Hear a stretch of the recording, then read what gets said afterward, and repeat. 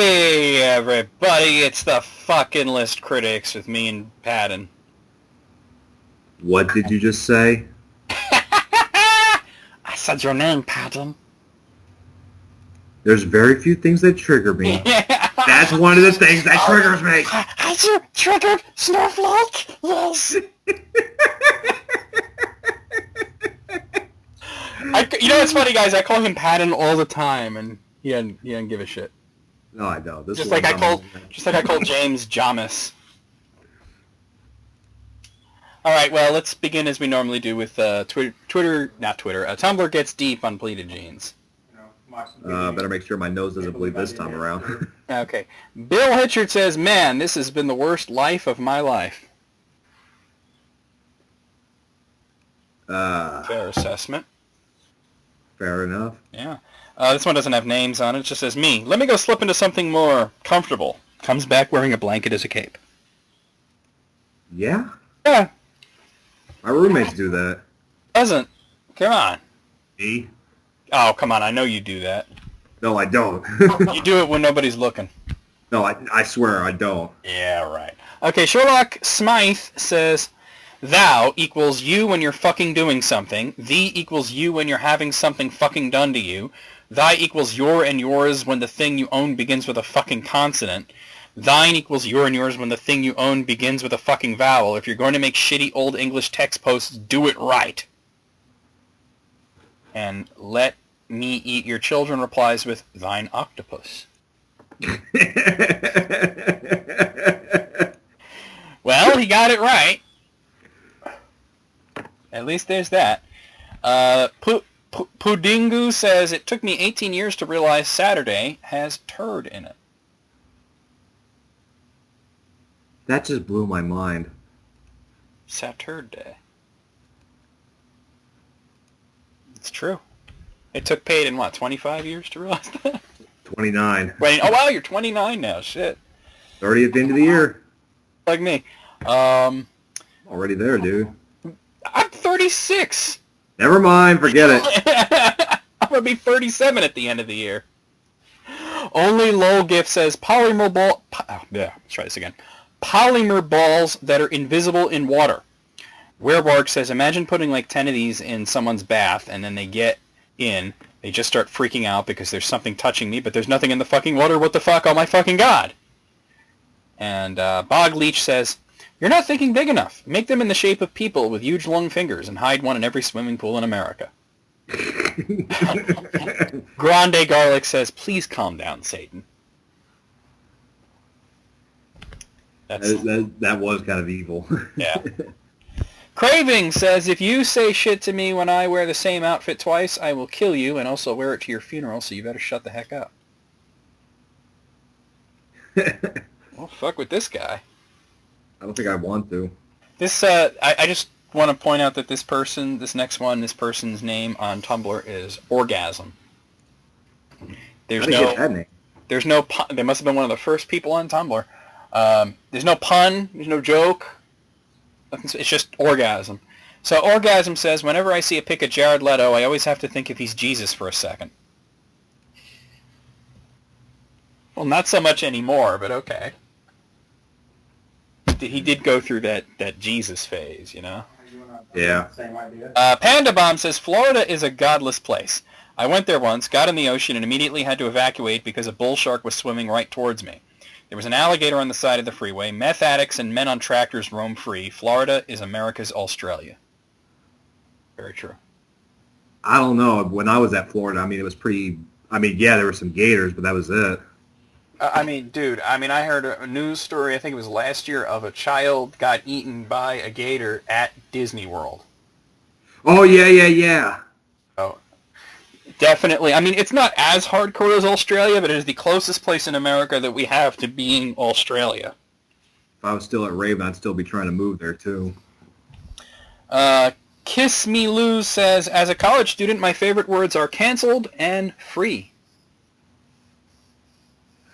Yes. Shit, it's still my favorite words. Yeah. Cup Snake 100 says, the earth is a cup.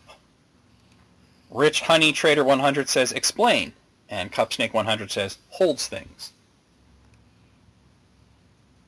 Well, I guess if that's the definition of what a cup is, anything is a cup. I guess my hand's a cup right now. Your ass is a cup at that point, right? Yeah? Seth the Wolf says, sees the number 69. Me. That's the sex number. Holy shit. Nice. Sees the number 420. That's the weed number. Look at that shit. Nice. Sees the number 666. Ah!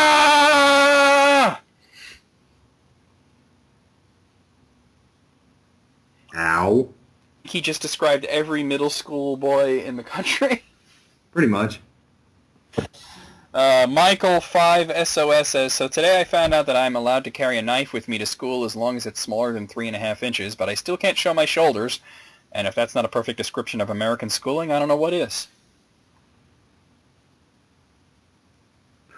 I don't know. I carried a knife on me anyway.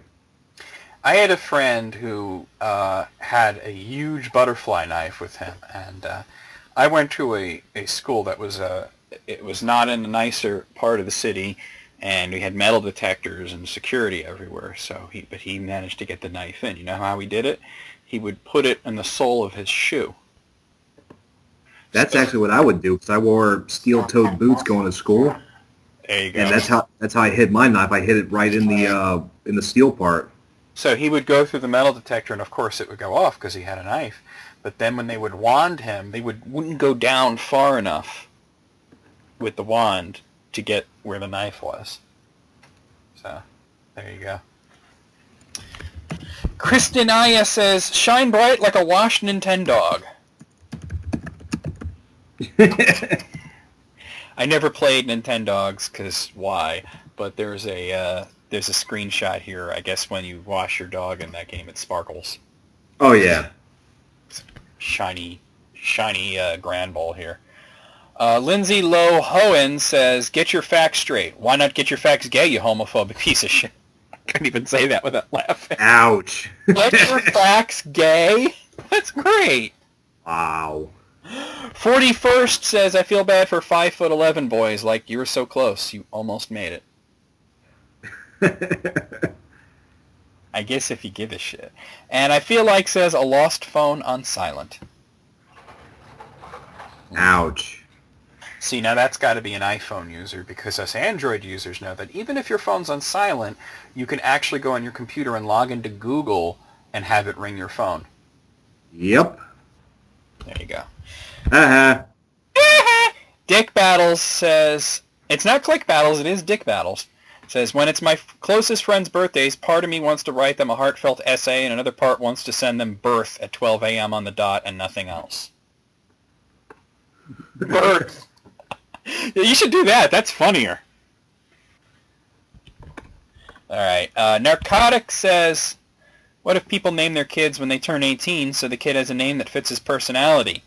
And Embarrassmental replies with a picture of a guy holding a cat, and the caption is, and his name is Garbage. The cat doesn't look very pleased. Okay, so this one doesn't have names on it. Somebody posts a picture of, it's just a screen cap from these characters from that cartoon, Phineas and Ferb. I don't know the characters, though, so... It says, best backstory. You know, for a second there, his head shape led me to believe that he could be Phineas's father. And then somebody says, what? And then another person says, no, but that would explain why Phineas is so inventive. Oh, my God. If you say so.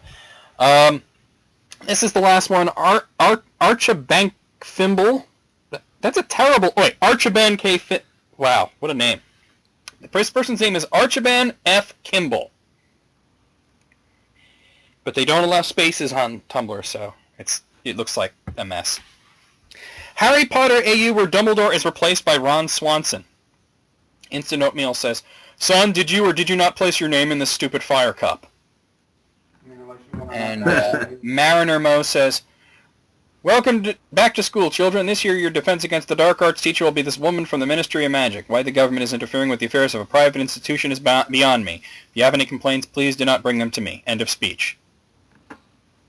And then the last person says, it has come to my attention that certain of you have gotten into the habit of guessing the password to my office and coming to bother me at your own convenience, thus demonstrating to me that you don't understand the purpose of a password, which was to keep you all out. So henceforth you are all put on notice. There is no longer a password. You are simply barred from entering.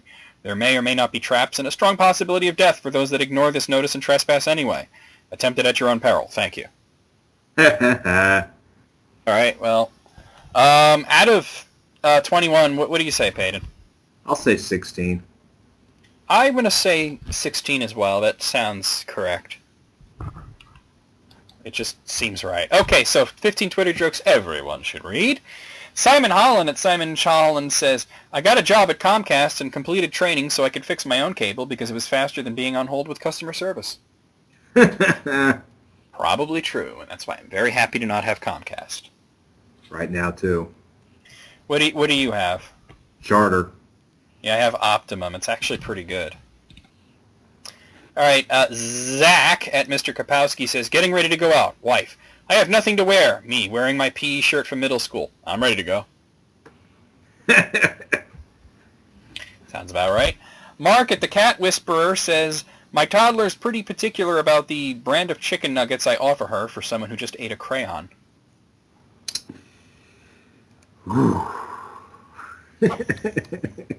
I was watching my nephew Bobby once, and I was gonna feed him, and he's like, I don't like chicken or something like that, you know how kids are, and I'm like, you're full of shit. And he goes, why do you say that? And I go, I know you like chicken, but I don't like chicken. I said, Bobby, you're just saying that for attention. And he looks at me and he goes, how did you know that? I says, because your mom did that when she was a kid, so. Been there, done that. Like he I saw right through him, and he admitted, he's like, how did you know that?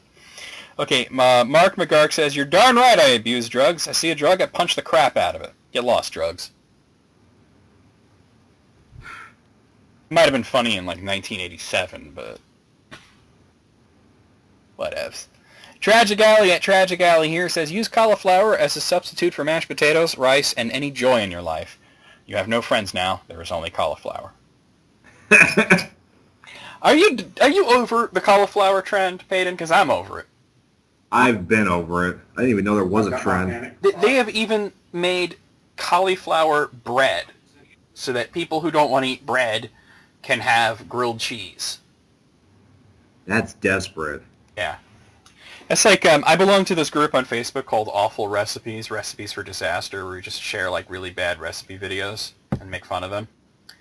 And this one was this person making vegan eggs. And it was literally like making like this like weird yeast extract stuff and then freezing it and like molding it into the shape of an egg and the yolk and all this stuff. And I just posted, I said, vegans, instead of spending hours making a Play-Doh egg, why don't you just eat vegetables? Precisely. Vegetables are tasty. You've made the decision that you're not going to eat eggs. So don't make fake eggs. It seems like it's weird to me. Plus, there's probably some vegan egg guy out there right now trying to make it easier process. I mean, now they've got, like, what's it called? Like, vegan bacon now. Yeah, but I've heard that shit's nasty. It is. I can't even touch it. It's like, dude, if I want vegetables, I'll steam me some broccoli or... Yeah, man. I will eat a salad. Well... I can't have lettuce for some reason. I can't get a taste for it. Spinach salad, then, whatever. Yeah, spinach. I'll eat that. Gloria Fallon at Gloria Fallon 123 says the snacks you eat after midnight are basically breakfast appetizers. You know what my breakfast appetizer last night was? Let's hear it. Today's my day off, and I'm definitely drinking some. Yeah, I bought some of that Goose Island. Yeah. I just wanted to try it because it has a goose on it. Ain't bad. Ack. Yeah. Amy Dillon and Amy Dillon says, I've been letting a casserole dish soak since 2011. Why so long? Because she's lazy. That's what the joke is. I would just be like, if you're that lazy, just throw it out. I'd be afraid to open it up. Yeah, it's probably like mold growing in there and shit. James Breakwell at Exploding Unicorn says, you haven't seen true anger until you've watched a toddler trying to carry 3 things with 2 hands. Oh boy, that's like when my nephew Bob Mattel, another Bobby story. When my nephew Bobby was around 3 or so, I told him that he was an apple, and that pissed him off. I was just like, did you know that you're an apple? And he's like, but I'm not an apple. And I'm like, yeah, you're an apple. And I was just messing with him, and my sister was in on it too, and she was like, yeah, I've been meaning to tell you, you're actually an apple. And he's just like, I'm not an apple, and he's getting really pissed off. And I was like, here, I could prove it, and I took a picture of him. I pretended to take a picture of him with my phone, but I was really just bringing up pictures of apples on Google. I was like, there you go, here, that's you. And he's like, no! And he's like, take a picture of Nathan and the baby. And I took a picture of him, and I'm like, there. And how come they came out right? I'm like, it did come out right now. I'll take a picture of you. And I bring up an apple. And then he was like trying like different things. Like he grabbed his toy train, and he's like, take a picture now. And I was like, I actually found a picture of an apple next to a train. He got so pissed at me. He's like, I'm going to get you guys! And he, like, stormed off into his room. You might want to watch out because he may remember that for like the next 20 years, and then he'll finally get you and be like, hey, you remember that apple joke you got me with? But he does remember it because sometimes, like, now he thinks it's funny. I'll come in and he'll be like, Uncle John, you're an apple. All right, so, how do I even say this? Huntigula, I think it's Huntigula, says, if I accidentally respond you too after a fast food clerk tells me to enjoy my meal, I shove some fries in their mouth so it isn't awkward. Nice. I like it. Space Cat at Catstromanical says, my blood type is A+, because I'm the best at everything, even at having blood. Makes sense. That's like the Asian father meme. Have you seen that shit? Yeah. Like, you have B cup, why not A cup? For some reason, I was dreaming about Asian girls with C cups. Well, that's a great dream to have. Yeah, it is. I had a weird dream, Payne. Not sexual, but tell me what you think of this. I had a dream that I got a new car, which is, like, not realistic in any sense. It was like an Acura or some shit like that. And it didn't steer right. Like, I would turn the wheel, but I would have to turn it, like, all the way just to go a little bit, and it was driving me crazy. Jeez. I don't have lead waypoint. She's a real genius that She's a Real Genius says my other body is in the Photoshop. I thought I Alyssa Limperis at Alyssa Limp says, the beauty of growing up is you can just do what you want after working and paying bills and doing taxes and exercising and cleaning and had to report so on. Yeah. And I ran past the waypoint. Justin Guarini says, every day I try to learn from the mistakes of people who took my advice. Yeah. I like it. Blake at Lee Manish says, guy in the Petco Express line clearly has more than 15 snakes. Ow. Well then. Pascal at Frenchy Labouzi says, I see. I thought when you said you wanted to start a family, it was understood I would be the baby. What the fucking fuck? What the shit kind of joke is that, Pascal? Go back to the drawing board on that one. Sounds like something you hear on Jerry Springer. Yeah, like some big fat motherfucker comes out wearing a diaper with like a bonnet and a pacifier. Yeah. Alright, I never really liked Jerry Springer all that much, but I liked Steve Wilkos. That was a good show. Yeah. I still watch that whenever I can.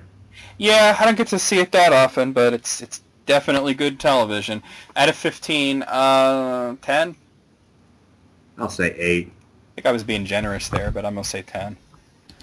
I'm being honest, I say 8. Yeah, probably. I probably should have said 8 as well, but I didn't. Okay, so... this one is crazy. Now let me ask you something, Peyton, because this is related to this next list. What is the cheapest thing you've ever seen somebody do to avoid, like, spending money or trying to save money? Playing MapleStory. What? Yes, because you can't save money because you're spending money to play that game. No, I mean, like, what's like somebody who's always trying to save money, you see them do something, like, incredibly petty, like I don't know, like, We're using ketchup bottles or some shit like that. Oh, McDonald's dollar menu for breakfast or dinner or whatever. Well, sometimes you want that, I guess, but prepare to be blown away by these. These are it's from Ula. It's people share the most ridiculously cheap thing they've ever seen somebody do to save money on food. So, I have a friend who is full-on gluten intolerant. However, he's so cheap that he will go to any lengths to avoid paying for food or anything else. When he found out he could dumpster dive for unlimited bread in San Francisco, that became the staple, nay the entirety of his diet. He spends his days moaning in agony as his insides churn and roil, suffering from constant fiery diarrhea, yet he continues to eat his glutinous meals simply because they're free.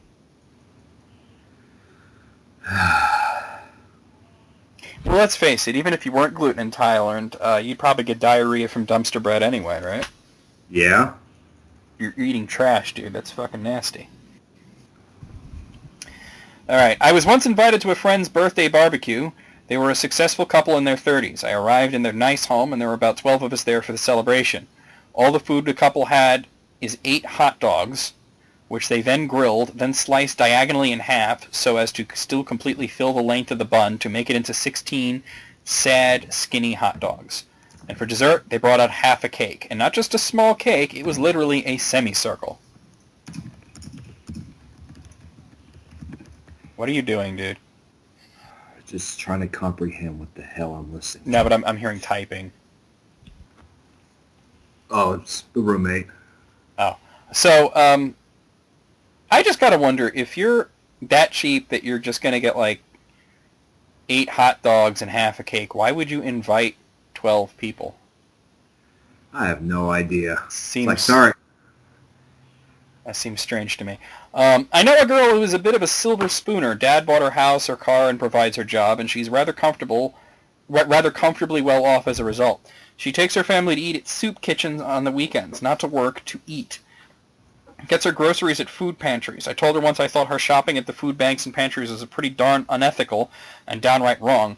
Her response was they did not ask for proof of being poor, and she was saving money. She would load her groceries into her big brand new SUV and just take off. Just wow. That is kind of cheap. That's pathetic is what that is.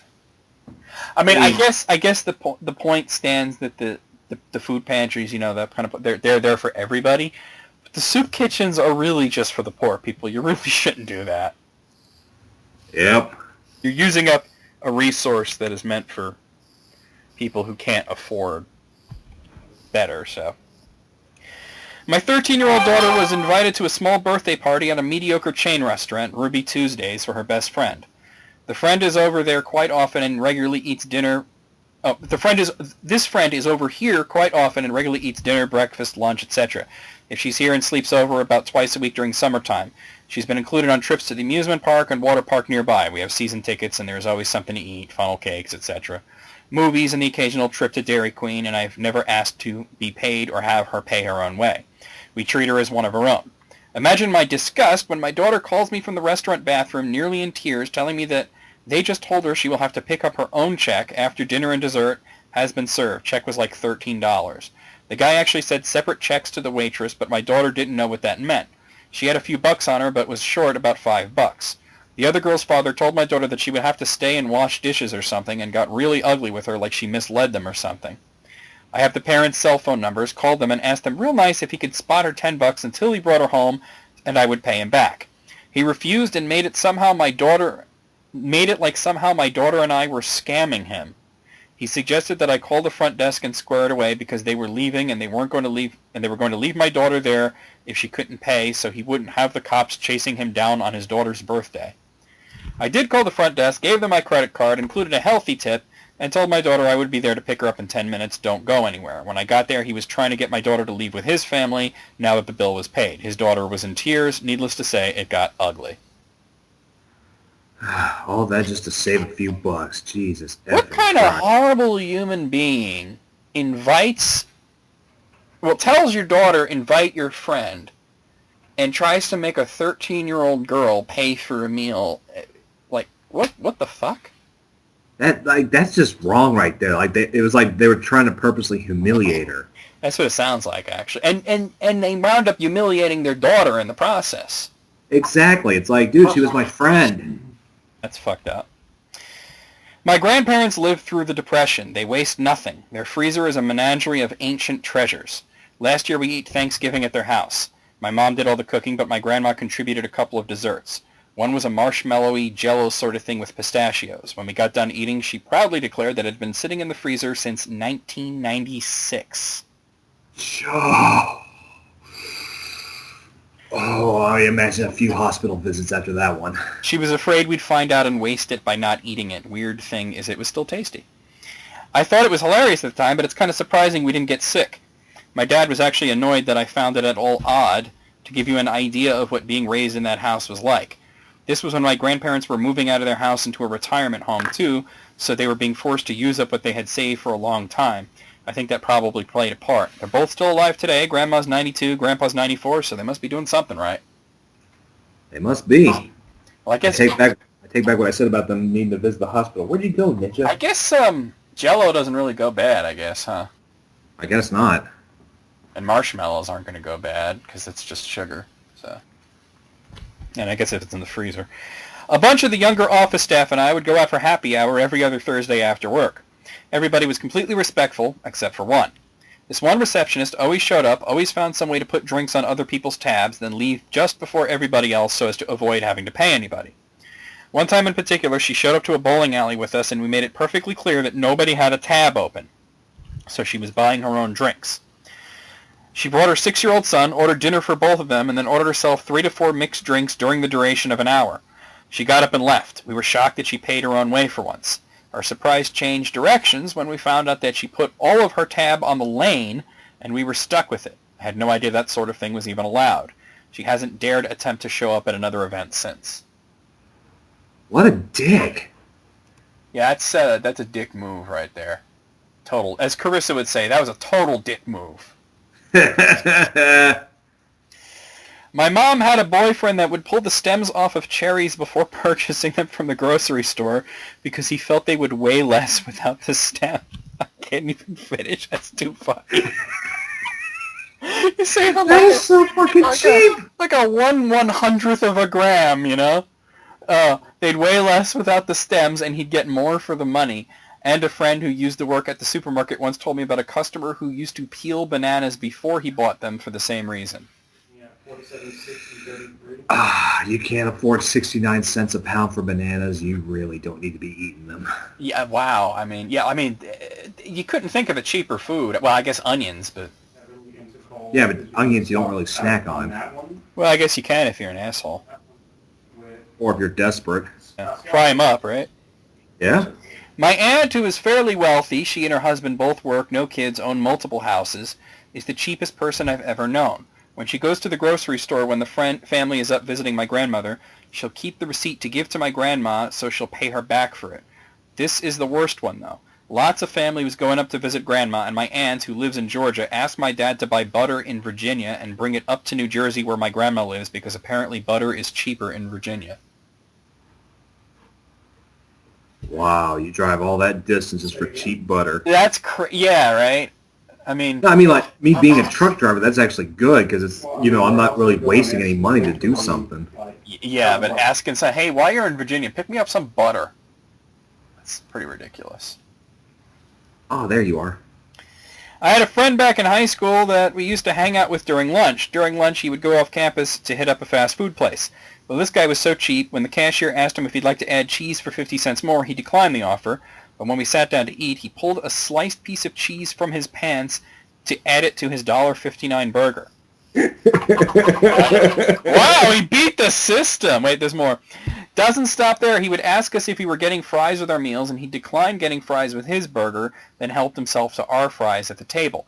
No soda either, just asked for a cup for water, but got soda when he'd go to the soda fountain. We stopped taking him with us after a while as it got really annoying.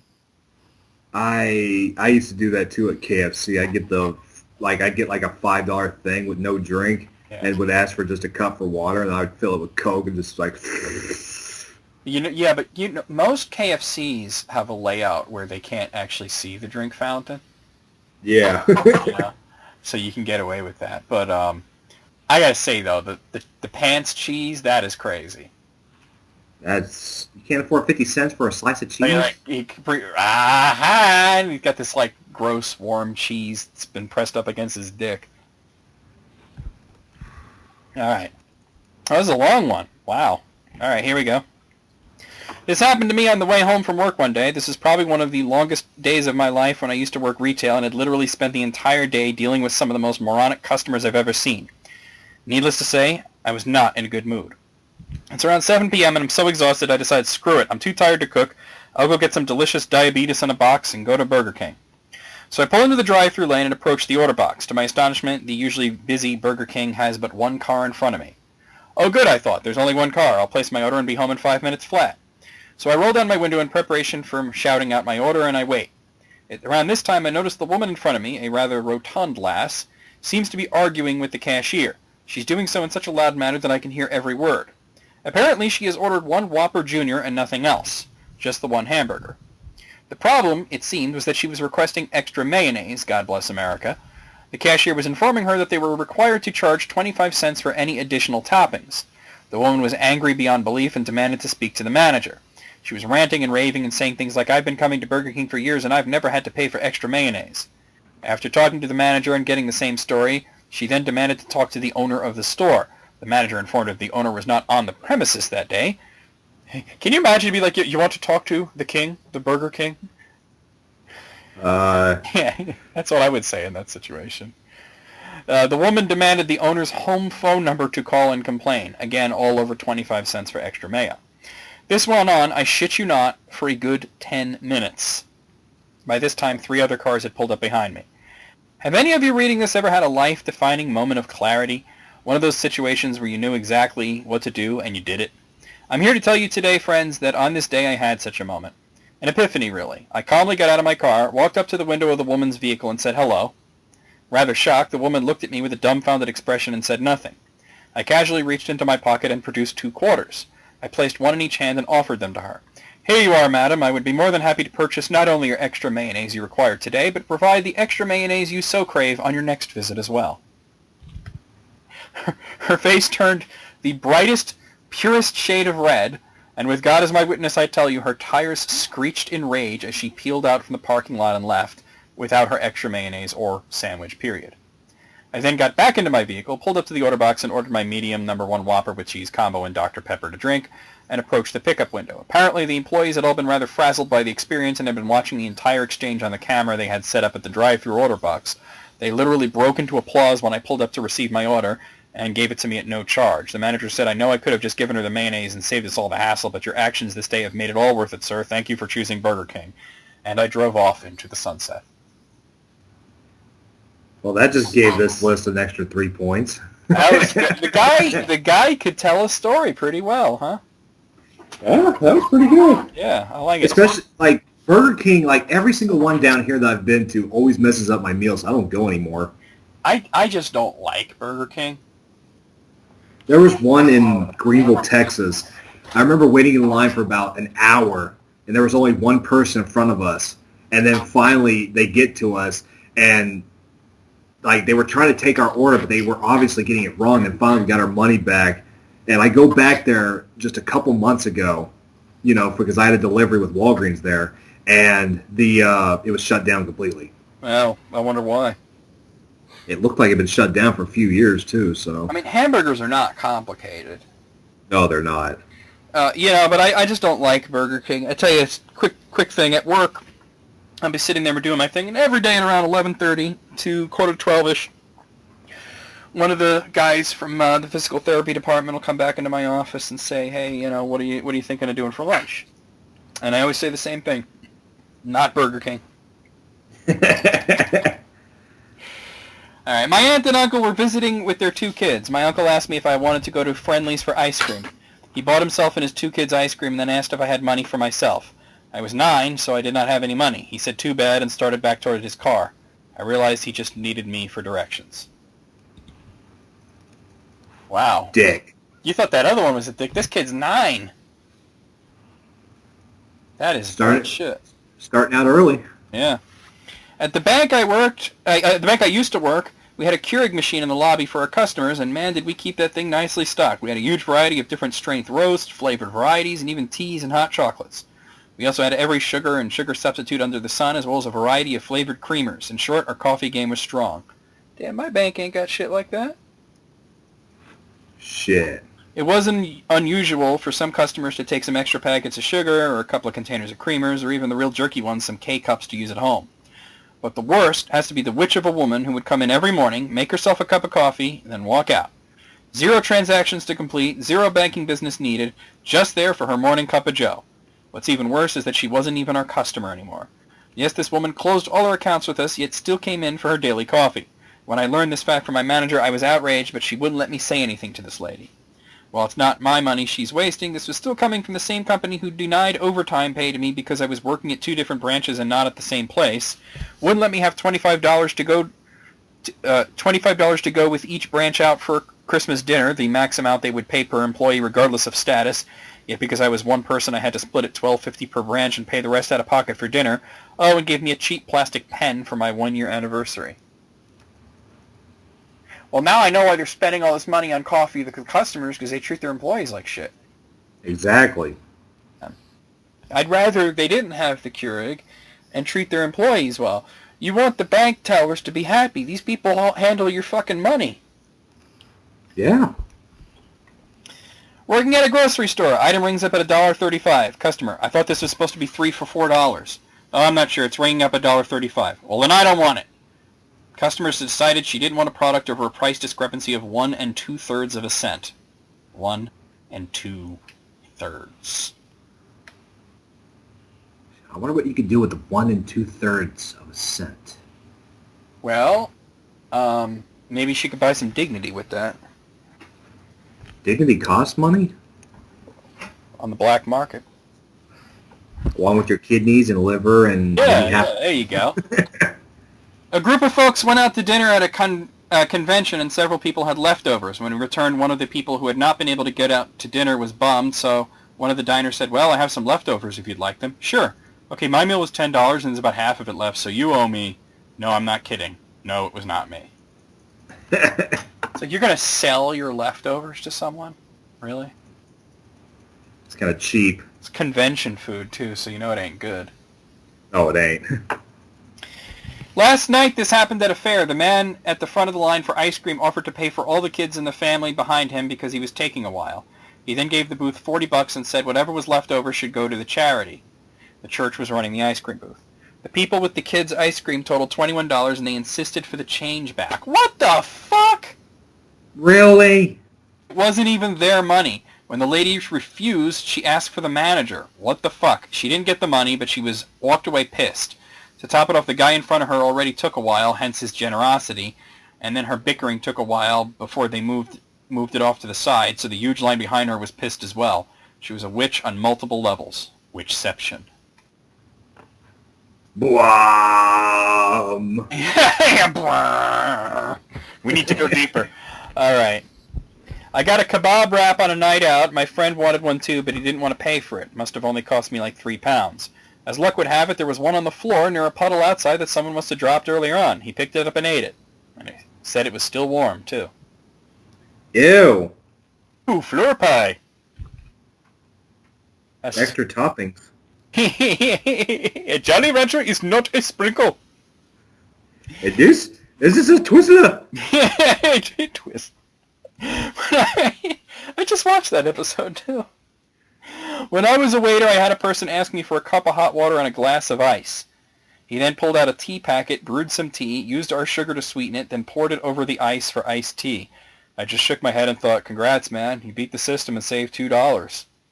I had a table split at dinner, which isn't uncommon, except they split a Pepsi, too. What the fuck? I told them I can't give them a refill if they're sharing, and they said that's fine.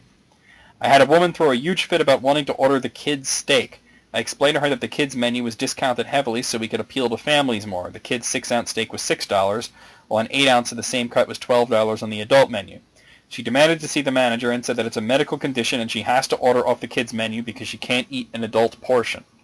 My manager says, oh, that's cool. We actually have a special on the 6-ounce cut right now for $10. It's the same size as the kids' steak.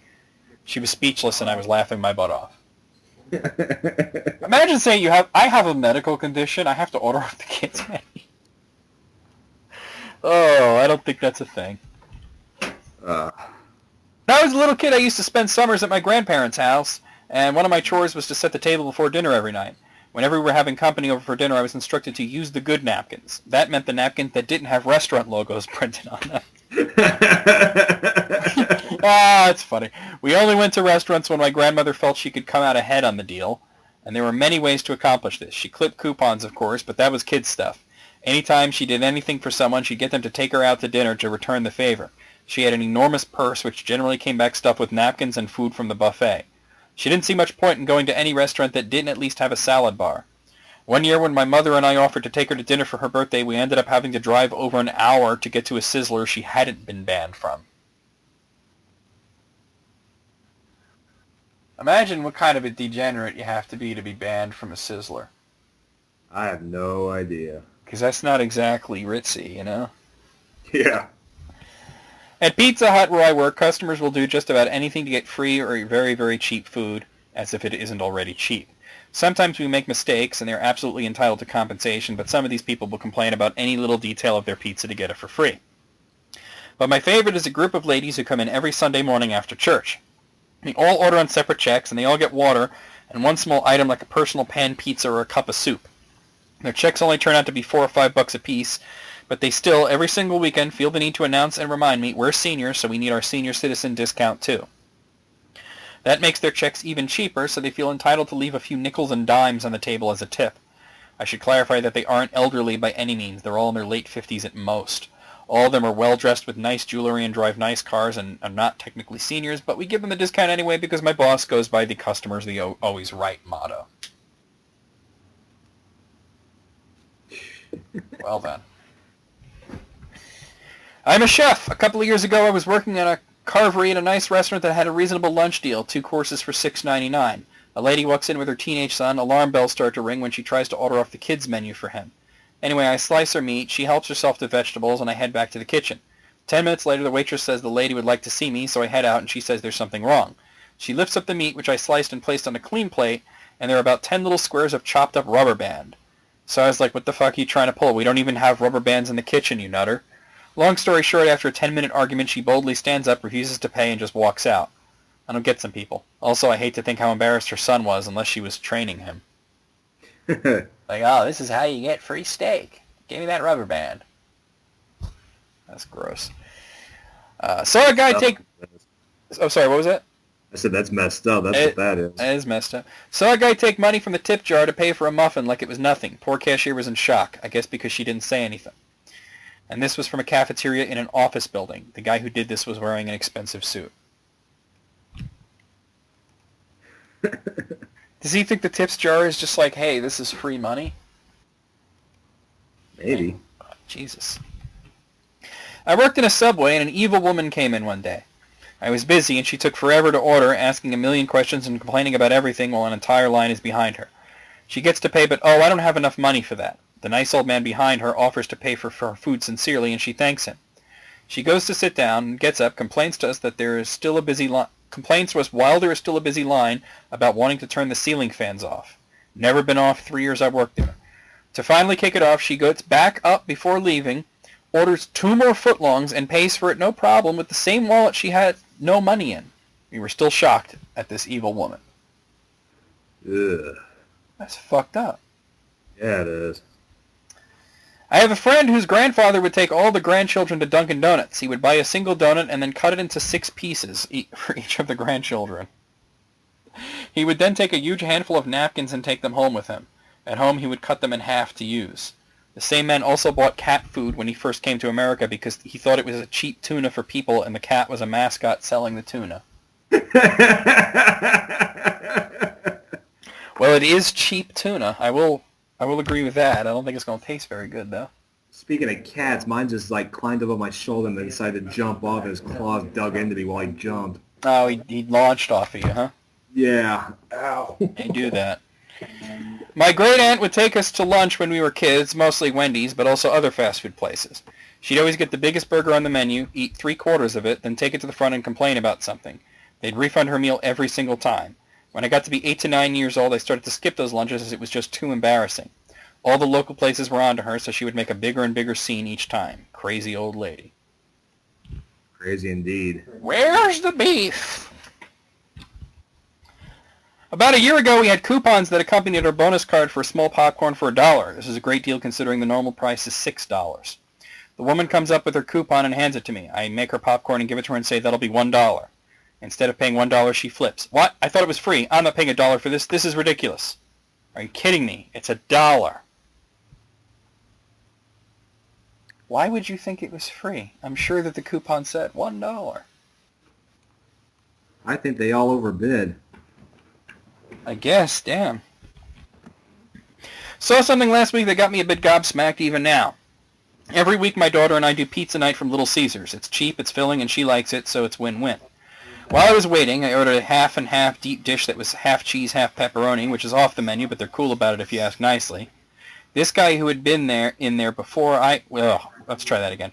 This guy who had been in there before when I had and complained to get something for free comes in and asks if they have any sausage pizzas ready. They tell him they've just put one in and ask if that's what he wants. He does, so they ring it up and he pays. Then when the pizza comes, he says, what do you mean sausage? I ordered pepperoni. If I'm going to have to wait, I want some free bread. The new shift manager had just come in after this guy came in, agrees, and takes care of him. All while the other employees and I are sitting there in shock that this dude had the stones to do it to get a $3 order of bread free. After he walks out, I get my pizza. I talk to the employees and said, I heard him order a sausage pizza. I watched you ring him up for a sausage. I'm not nuts, am I? They had all seen and heard the same. That's one hell of a racket to save $3 on, what do they call it, crazy bread? Yeah. What makes it so crazy? I'm not sure. I don't know. I don't like Little Caesars. Oh, wait. Crazy bread. There's nothing crazy about it. It's just regular bread. Yeah, I'm like, why do they call it crazy bread? I don't know. Probably to get people to buy it. Yeah, they want to see. Delicious, but what's on it? Like I said, I don't really do Little Caesars. They had one here, but it closed a long time ago. Oh, it's just garlic butter is all. Oh, well, shit. I can get real garlic bread. I work as a... It's good. You just got to eat it while it's fresh. This is the type of pizza you want to eat while it's fresh. You can't reheat it because it tastes like crap. Okay. I work as a butcher at a grocery store, so I've seen a lot. I will share my favorite. One Thanksgiving, I receive a call from a customer. I just opened my turkey and there's a problem. Does your turkey smell bad? We had a few problems that year, so we're doing returns. No, my wingtips are missing. I cannot prepare my turkey without them. Well, in that case, bring the turkey in and we can give you a new one. Well, I can't do that. I need to cook the turkey. I need Thanksgiving dinner. Can't I just bring in a picture of it? When I tried to explain that a return involves returning the product, she became confused and belligerent. Oh my God, I see where this is going. Well, that's it. That's the end of it. I want that to go on, but no. A pharmacist at my work taking out spoiled food from the trash and eating it to save money. He's not allowed to microwave it because it stinks up the entire pharmacy. Rotten fruit, moldy bread, shriveled hot dogs. He makes over $100,000 a year. And the guy doesn't have furniture, just a sleeping bag and his laptop, and he lives in the most awful part of town and complains that his rent is expensive at $400 a month. I had to lecture him about hygiene, too, because he wouldn't shower or wash or change his clothes. The guy's 29 and complained when we asked him to pitch in $6.60 for our boss's gift on our birthday. He's single, no pets, and his family drives Porsches. He drives a crappy Toyota. He's the pinnacle of cheap. Our modern-day Scrooge. And I mean... Pharmacists, they make money, though. Unless I know the better. All the pharmacists at Walgreens that I work for, they take home no less than $90K. Yeah, I mean, the pharmaceuticals, I mean, that's a hell of an industry there. And I haul that stuff, too. Like, they say, look, if you're going to be short on anything, be short on, candy products, fluids. But if you're short on pharmacy, we're going to have a problem. Well, yeah, because they need to fill people's orders. Yeah, that's like, not only that, it's also $30,000-$40,000 worth of stuff I'm carrying, too. Oh, yeah. In just that one little tote. Yeah, I mean, and that's a conservative estimate. Yeah. All right, this is the last one. Worst camping trip ever. A few years back, my now ex-boyfriend asked me to go camping with him and his family. I had never been camping before and was really excited about it. We were going to stay on some islands in the middle of a lake, and the week before his mom made us all come up with recipes and throw in some cash for the food we'd be eating for the week. I didn't have a problem with this, and we came up with some awesome pasta dish ideas. When we got there, however, she changed her mind and decided no, she wanted to eat out in the town nearby every day. We were out camping for a week, and we had also bought a cooler packed full with the ingredients for each meal. Nobody warned me of this happening, as a 15-year-old, I didn't really think I'd need money when camping, just the complete basics. After she realized I didn't bring any money with me, she screamed at my boyfriend for about half an hour about how she shouldn't have to treat his guest and how he's going to have to pay for all the food I eat this week and how she expects this to never happen again, all while I sat crying in my tent nearby. Needless to say, every time we went out, I had water with the cheapest meal on the menu, even if it was something I knew I didn't like. Worst camping experience of my life. That's traumatic right there, dude. What is it about these people doing these things to... I mean, that's a 15-year-old girl. That's fucked up. Yeah, it is. Well, out of... I don't even know how many, because they weren't numbered, so just let's give it a letter grade. I'm going to give this an A. I'll say A as well. So that was highly entertaining. I I got some good laughs. We didn't comment on it really, but I think the craziest one was the guy who bought one donut and cut it into 6 pieces for his grandchildren. That's sad right there. I mean, I think we just laughed too much at the cat food thing, but we didn't actually comment on that part because, holy crap. Speaking of cats, stop biting my foot, Ninja.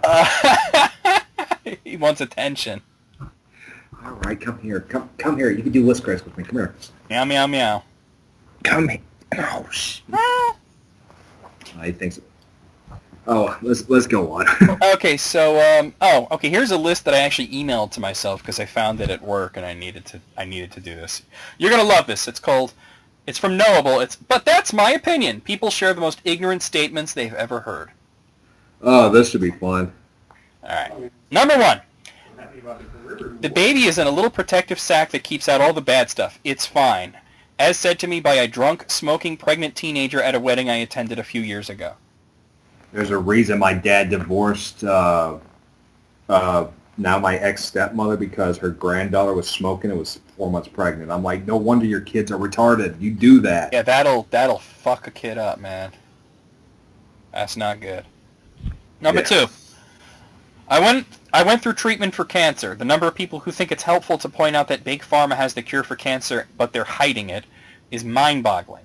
Oh, and thanks for pointing out that the chemotherapy I'm having is super bad for you. No duh. And no, I haven't considered alternatives like eating organic and vitamin infusions. You know, the idea that pharmaceutical companies have a cure for cancer but are hiding it is the dumbest thing I've ever heard. So have I. I mean, do you realize how much money they would make if they had the cure for cancer? They'd be making like 10 times as much. Like the government would have to put a limit on how much it would cost. Well, you know what? If they put it out for if it was cheap, they'd make more money because you know how many people get cancer? Imagine you get cancer, and imagine if it was like $50. We're probably going to get cancer in our day and age. Oh yeah, everybody gets it at one point in their life these days. It seems it's just whether you survive it or not. Yeah. All right. Well, number 3. I'm a waiter. I once had a woman ask me if we had gluten-free water. In her defense, well, in her defense, that's all we have water-wise. I have a relative who's gluten-free for good reason because she has celiac disease, but she's still obnoxious about it. And I remember I had baked a quiche for Christmas once. And I brought it over, and she starts asking me, "What's in?" That's her thing. What's in it? What's in it? And I'm like, I'm not giving you the recipe. And she's like, well, I need to know what's in it. I said, don't worry, it's gluten-free. And she says, well, how do you know? That's what it's looking like. I said, because I fucking made it. Gotta love this stuff, right? And she kept harping on me, and eventually I was like, eggs, cream, vegetables, cheese. It's not complicated. I did it without a crust because of her. All right, number 4. Why don't they just shine lights on solar panels so they can work at night too? What the actual fuck? That's like somebody who buys a power strip and plugs it into itself and is like, why isn't it working? Number 5. Some guy once told me he believed that every person from Pakistan had murdered somebody. When I argued back it was completely untrue, he responded with, well, that's my personal opinion. Derp. Does he think it's Sparta? Still need elemental focus. Like you have to kill somebody to become an adult? Okay. I Well, I think- just picked. Number 6. In high school government class in the 90s, we actually had a debate about whether we should ever have a black president. One of the students said something that made us all pause in our tracks. Not at all joking, this one kid in the class said we should never elect a black president because he would let all the slaves go free. What slaves? I mean, maybe he knows something that we don't, but probably not. It's the Illuminati. Yeah, confirmed. Number 7. You could tell the dinosaurs they use in movies aren't the real ones. Well, no shit! Yeah, you could tell because dinosaurs have been dead for a long-ass fucking time. 65, going on 66. Oh, no. Is that my... Oh, no, that's just my neighbor taking off on his motorcycle. I was like, if that's my landlord with the lawnmower, I was going to have to close the door.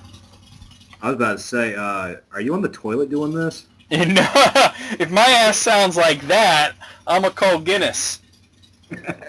Yeah, I believe my farts can run as long as a motorcycle. Yeah, I could fuel the world with that shit. Number 8. I had just returned to school after my house had burned down during the summer, arguably the worst summer of my life. I was minding my own business in class, and some guy blurted out, "Did you burn your house down just for insurance money?" Dick! That guy's watched too much television. No, we didn't burn our entire lives in 4 walls for some measly cash. It upset me so bad knowing people could even think like that. Number 9. I worked at a fast food restaurant. Last night, a man came in and ordered his food. When he went to find a table, he came back up to the front asking if the table with a handicap symbol was only for retards. I had absolutely no words. I'm gonna be honest, I'm laughing at that. In that position, I'd have been like, no, it's specifically for you. Oh, ouch. Would have been fired so fast. Did it just get cold in here? Yeah, because that. Come on now. Number 10. My daughter is struggling in math because girls aren't good at math. This was said to me by the father of one of my students. I'm a female math teacher, age 42. Girls aren't good at math. That's... I think, and tell me if you agree with me on this, Peyton, because when I was a kid, I did notice that a lot of the girls in my class would struggle with math. And I think it's because they get it in their head that they're not good at it, and it kind of psychs them out. I honestly don't know because I'm going to be honest, I suck at math. Math was my favorite subject, although I went to trig. I didn't go to calculus because I was like, what's the fucking point? But I did enjoy math, and I was just like, most of the teachers were women, though, but the girls in the class would always be like, this is too hard, and I'm just like, it's not, though. For me, though, I mean, what I was going with was the person who tutored me was a woman. Okay. And she was our valedictorian, actually, for Oh, there you the go. 2006 year. I'm like, well, you definitely deserved it. I mean, she's tutoring and shit. And there's this younger girl at my job that I regularly at my job am adding up 3 to 4 digit numbers in my head, and I mean I have a calculator, but I really don't use it. And she sees me do it, and she's like, "Okay, now I'm impressed." And I'm like, "It's not really that hard to do. You just have to just think about it." And she's like, "Yeah, I don't really do math." I'm like, but I think that the stereotype psychs people out, and they get this like anxiety about it. Yeah. All right, number 11. After my sister had passed away, someone I knew said, "At least she died doing what she loved." She died of a heroin overdose. Oh. That is super insensitive to say. Wow. Why am I laughing at that? Because there is an element of funniness to it, but it is also horrible. Number 12. That's not snow on top of the mountain. Of course it is. What else would it be? It's white plastic sheeting. It can't snow on a mountain, silly. 6, yes. Who puts the plastic up on the mountains, Peyton? Do you know? Is that a job that you can get? The guy who goes up to the mountains and puts the plastic up? Maybe it's those yodelers. Oh, that's why they're yelling, because it's cold up there, right? Yeah. Number 13. One of my best friends told me he didn't believe in science, like doesn't believe the concept of verifying things through experiment and observation. I've heard of religious nuts, but I think that guy takes the cake with that one. I don't think religion's got anything to do with that. I think the guy's just a freaking idiot. Okay. Have fun with the, you can't use the wheel because that's science. Yeah, you can't use anything at that point, right? Number 14. When I was in high school Spanish class, I was talking to the person beside me about how my mother is from Mexico. Upon hearing this, the girl in front of us turned around in her seat and remarked, "Wow, your mother's from Mexico? Do you think she can come over to my house sometime and clean it? My family's been looking for a new maid." From what I understand, she came from a very privileged life, so I can only assume her parents taught her to think that way. That's like that episode of South Park with Butters. They thought he was Mexican, and they're like, "Clean our house." Last of the Mexicans. Yeah. Oh, okay. Mantequilla. You know what mantequilla means in Spanish? No. It means butter. Oh. Number 15. People who weren't beaten as children are inferior people because they are less like me, said by my stepfather. What? That's some crazy logic. This guy obviously thinks he's amazing. Number 16. When my wife died 4 years ago, a coworker said, "Look on the bright side, no alimony." What Right. if your wife dies, there is no bright side to that. There really isn't. No. There's no Unless bright it's- side. The only thing I could think of for it was if it was like some Tales from the Crypt episode or something where, almost every single one of those stories is about revenge. Or Total Recall. Yeah, Total Recall. Yeah. Number 16. Oh, that was number 16. Number 17. Astronomer here. Might have shared this before, but I have a relative who believes in conspiracy theories, from how we didn't go to the moon to the Holocaust is fake. He's also an engineer who's been successful at his job, so he's not an uneducated person. Anyway, he was asking me a ton of questions once about the various conspiracies, relativity isn't true, for example, and then was discussing aliens. He said, "But surely you can at least tell me we regularly talk to aliens via radio, right?" When I said no, and I explained my research and how this doesn't happen, I specialized in radio astronomy, he then just said in a sad tone, "Oh, so they've gotten to you, too." Yeah, Oh. because my grad student stipend is totally enough to buy my silence over the eternal fame and fortune I would receive for discovering an alien signal. I mean, I've had a lot of stupid stuff said to me about astro topics, from astrology to fairies and stuff in between. Most of these cases, though, strike me as uneducated people who are ignorant because they've never had a chance to know how rational thinking works. I feel like this it was truly ignorant, though, because I know how well educated he is, yet he still prefers to indulge in ignorance. That's usually how it works. Regularly talk to aliens. And what do they say, the aliens? That's what I want to know. Ack. Yeah, ack. Number 18. Once a guy told me that slavery wasn't the worst part of U.S. history. According to him, the darkest chapter in the history of our country is the invention of electricity. Okay. Was this man Amish? Because that's the only explanation I can come up for that. Same here. It was just like, What the fuck? Number 19. You can't be French if you're black. You must be from Africa. Where are your parents from? France. Grandparents? I don't know much about them, but I assume France. Speak French. Petit con tu vis sur un pied? Whatever you say, Africa. You realize there are black people everywhere other than American Africa, right? Haha, you're funny. arguing with them is like arguing with myself. Jeez. That's amazing. Yeah. There are totally black people in France. Number 20. When my brother died, someone said, "God has a plan for us all. He's in a better place now. The best place for a 15-year-old boy is to be alive." At least right now, at least. Okay, well, I agree that the best place for a kid is to be alive, but that person was trying to comfort them. Right. It's not like that other one where they said, "Oh, yeah, your sister died doing what she loved, heroin." I mean, they were just trying to give you some comfort, so that wasn't that bad. All right, number 21. Minimum wage is going up because they want small businesses to fail and have everything run by corporations. I've been making minimum wage for 6 years and managed to buy a car, rent an apartment, move to a house, and I run a business. It's all about managing your money. No, Brandy, let me lay it all out for you. You've been getting government assistance the entire time. You're on Medicaid. You used to get food stamps. You had WIC. Your boyfriend brings home $500 a week from tips that I know don't get claimed on your taxes. So no, it's not all about managing your money correctly. Also, the only reason you have a house is because your aunt is selling it to you. The only reason you have a business is because your boss is selling it to you at cost. The government isn't out to get you.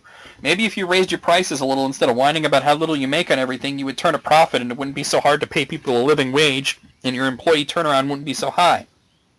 But don't listen to me. It's not like I went to college or took economics or wrote a thesis on the minimum wage / living wage issue. You keep doing you, Brandy.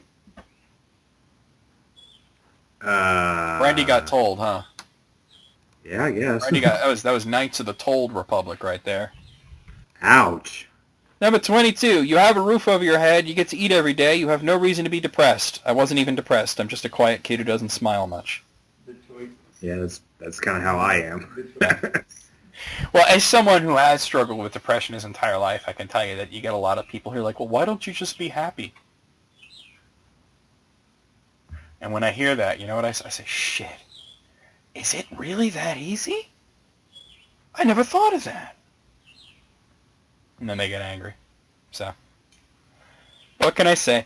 Number 23. Please note, I am a Christian, so I don't think she's stupid for reading a Bible in general, but a girl I went to college with told us she prefers the King James Version because it's the only real version of the Bible since it's the first one written. Oh my God. I mean, 17th century? Am I right on that, Peyton? 1609, yeah. Yes, 1611, right? 1609, yes. 1611, yeah. They started it in 1609. I know my history. Yeah? Guess she'd never heard of Greek, Hebrew, or Aramaic. I guess not. And the Bible was written, 1,700 years after Jesus. What the fucking shit is that shit? Number 24. Many, many years ago, I waited tables in a restaurant that was inside a posh department store. Once a week or so, a woman would bring her wheelchair-bound sister who appeared to have cerebral palsy or some similar illness. They both seemed to be very nice people, always tipped well, and frankly, it seemed like they both needed this time together to get out of the house. One day while they were there, one of the waitresses I worked with complained to me, "They shouldn't let people like that into public places. No one wants to look at that." What a jerk. So sorry she inconvenienced you by having the audacity to exist. Now that's a dick thing right there. I don't care who you are. I'll tell you an interesting, quick story. At my last job where I was taking care of the brain injured people, we had this one patient. I'm not going to say his name, obviously, but we'll call him S. He had a brain injury, and on top of that, he also had cerebral palsy. I mean, So, dude was fucked up, you know what I'm saying? Yeah. And I remember I had to take him to the hospital once because he couldn't eat. He had a feeding tube. Like, it was like basically this hole in his stomach, and this tube went in, Yeah. It sucks. And, he was the feeding tube came out, so I had to bring him to the hospital to get a new one put in. And we were there for a long time. And there was the head nurse there. She was a nurse practitioner, very nice lady. But she was saying to him, she was talking to him. He was deaf. He had cerebral palsy. He had a brain injury. And I was like, she's trying to talk to him, and I'm like, no, he can't hear you. You have to yell real loud if you want to hear him, or sign language or something. So she's like, he's deaf too? And I was like, yeah, and he's got cerebral palsy. And she says, oh my God, at that point I would just kill myself. And I said, well, I don't know. He seems kind of happy. Like, just because you have problems doesn't mean your life sucks. Look at Helen Keller. Yeah, I mean, the guy, he enjoyed life. He liked to watch sports, and he liked to play on his iPad, Every once in a while, he'd get frustrated with his whole situation and try to punch the crap out of you, but he wasn't very fast, so it was okay. Number 25. All Latin Americans are Mexicans. Oh, was that one Donald Trump? All of Latin America comes from Mexico. Go back to Mexico. Okay, I don't get a lot of racism, Peyton, because I look white, but I'll tell you the one thing that this girl said to me at my last job. She I was just talking about the diet that I was on, and I was saying how I eat rice every day, and she says, "That's because you're Spanish." And I gave her kind of a look, and she goes, "Oh, did I say the wrong thing? Is that racist?" And I go, "Yeah, kinda." And she said, "But you are Spanish, right?" And I go, "I'm American." And she's like, but you're, and I'm like, Puerto Rican, which is part of America. She didn't know that. Oh man, that sucks right there. Not She knowing didn't know that Puerto Rico was part of America. She thought it was part of Spain. The person that tried ended up. I wish I was making this shit up. And All right, number 26. My dog got diabetes early in life and developed cataracts, which quickly turned into glaucoma. His eyes were so swollen that they caused excruciating migraines. We were going to put him down, but his vet made a really good case for his odds if we did a bilateral enucleation, which is eye removal. So we decided to follow through with it. like, I called my mom from school to find out how he'd fared during surgery. My friend at the time asked me what I was calling my mom for and explained the situation. And she got this look on her face and asked in all seriousness, "Ew, why don't you just get rid of it?" What the fuck? Okay, that person is banned from ever having a pet. This is one of those situations where it's like, don't make me find you in life. Yeah, no, oh my god. All right, moving on. Number 27. When I asked a climate change denying Facebook acquaintance why he doesn't believe the majority of climate scientists who say climate change is real, he responded, "Why should I believe in climate change just because it's popular among scientists? Since when did science become a popularity contest?" Okay, there's more, but I gotta butt in here. I think climate change is vastly overrated, but it's still fucking real. Yeah, I mean, hell, I'm conservative, but I believe in it. I mean, I think they, and I think they have to, they doom and gloom it up a bit to get people to take it more seriously. But, yeah, it's definitely real. You know what's funny is I made a joke on a Let's Play once where I was Let's Playing in the middle of the winter and there was like 3 feet of snow. And I said something like, yeah, global warming, right? And because of that, I had this one asshole who was like, "You're a climate change denier." And it's like, not really. I mean, I don't really think it's as bad as that, and I don't think we necessarily cause it, but it's definitely real. Of course the climate changes. It's a natural part of our... I mean, the Earth is is pushing away from the sun, so eventually it's going to start getting cooler, but also the sun's also expanding. I mean, it's slowly, but it is. Yeah, there's a lot of shit going on. Not only that, but the Earth at one point was all volcanoes. Then when there was a point where it was all ice. So, I mean, these kind of like crazy things where it goes up 10 degrees, down 10 degrees is a lot less extreme than it could be. Yeah. Could be 100 degrees at a time, and then we'd all be screwed. Oh, God, it's hot enough today. Oh, that was the last one. Okay. Well, yeah, out of, how many was that? 30? Yeah. No, it was 27, actually. I'm going to say 23.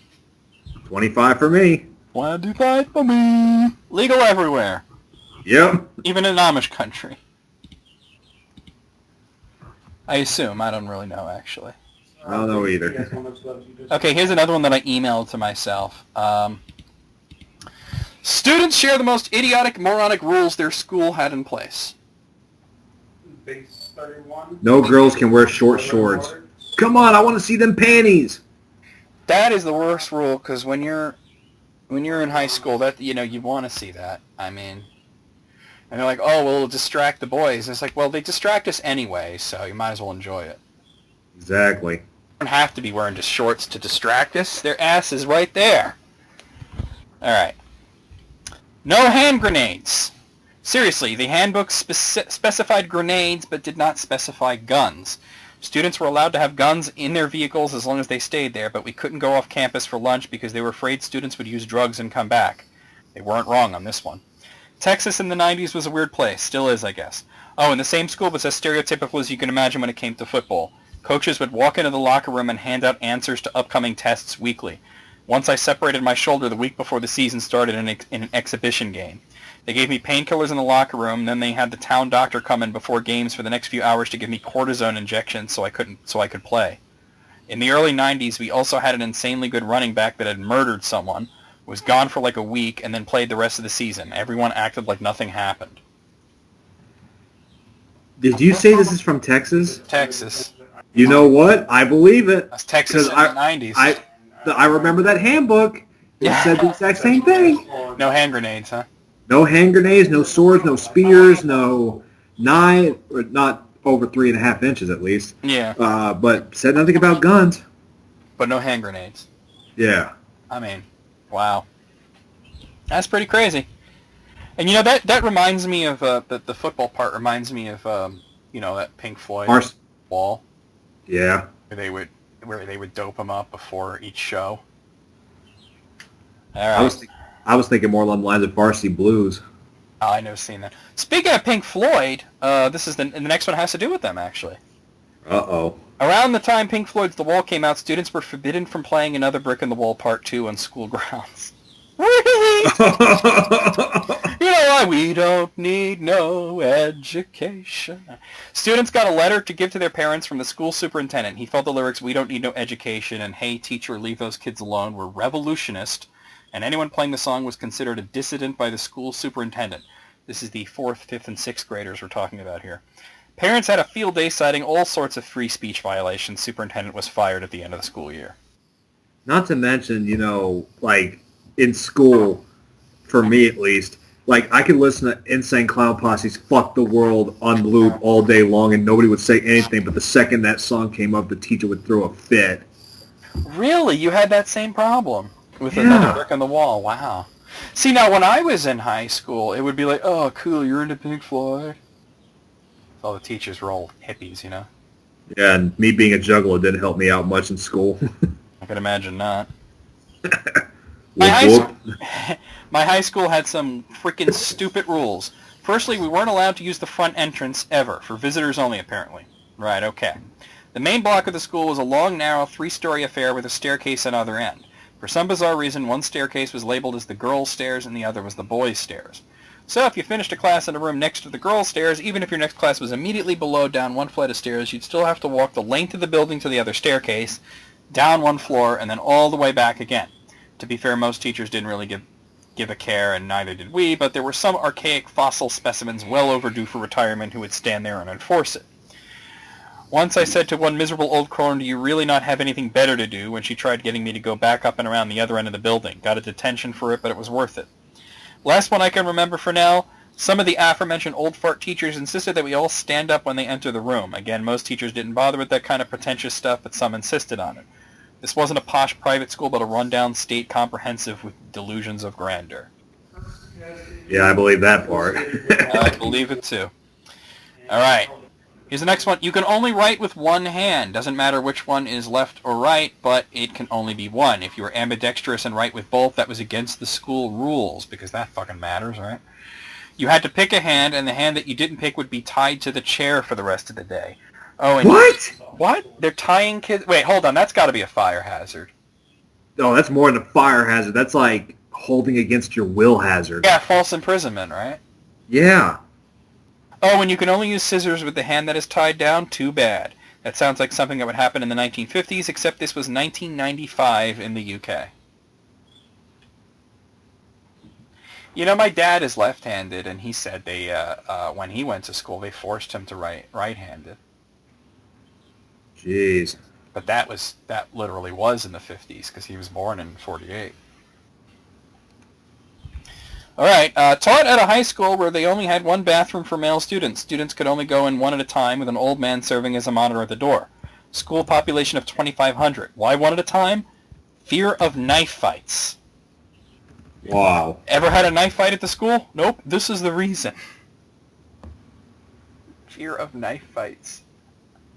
Well, I guess if you're going to have a knife fight, you might as well do it in the boys' room, right? We actually got segregated based on gender because some kids slapped a girl's butt in recess. This was 4th grade in the early 2000s.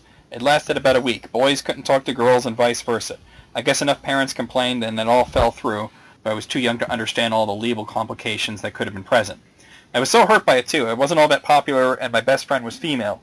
She had been my best friend for years and I could no longer talk to her or sit with her at lunch or play with her at recess. I learned what heartbreak was at a young age. Then I married her over a decade later.